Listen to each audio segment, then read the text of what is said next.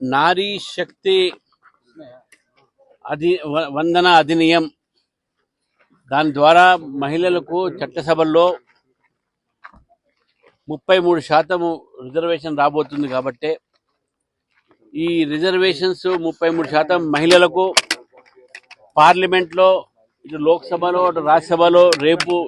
రేపు ఏదైతే ఈ యొక్క చట్టం కాబోతున్నదో దీని ద్వారా మహిళా సాధికారతతో పాటు 30 సంవత్సరాలు పైగా ఎదురు చూస్తున్నటువంటి ఈ యొక్క ఏదైతే విషయం ఉన్నదో 33% రిజర్వేషన్ కోసం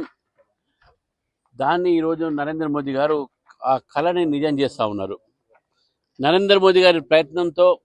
గతంలో 2023లో ఈ చట్టంగా మారినటువంటి ఒక మహిళా రిజర్వేషన్ బిల్ ఈరోజు 2029లోనే అమలు పరచాలి అనేటటువంటి రీతిలో రాజ్యాంగ సవరణ కూడా కాబోతా ఉన్నది. అది ఈరోజు రేపు రాజ్యసభలో, ఇవాళ లోక్సభ, రేపు రాజ్యసభలో అది దాన్ని ప్రవేశపెట్టడం జరుగుతుంది.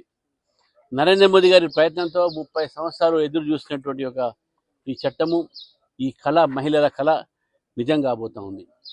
ఈరోజు పల్లవి కాలేజ్లో కొమరయ్య గారు, ఎమ్మెల్సీ గారు, అదేవిధంగా డాక్టర్ శిల్పారెడ్డి గారు, మహిళా మోర్చా నాయకురాలు, వారి యొక్క ఆధ్వర్యంతో ఇక్కడ శాండ్ ఆర్ట్ అంటే ఉసికెతోని ఈ కళని ప్రదర్శించి దాదాపు 6 గంటల సేపు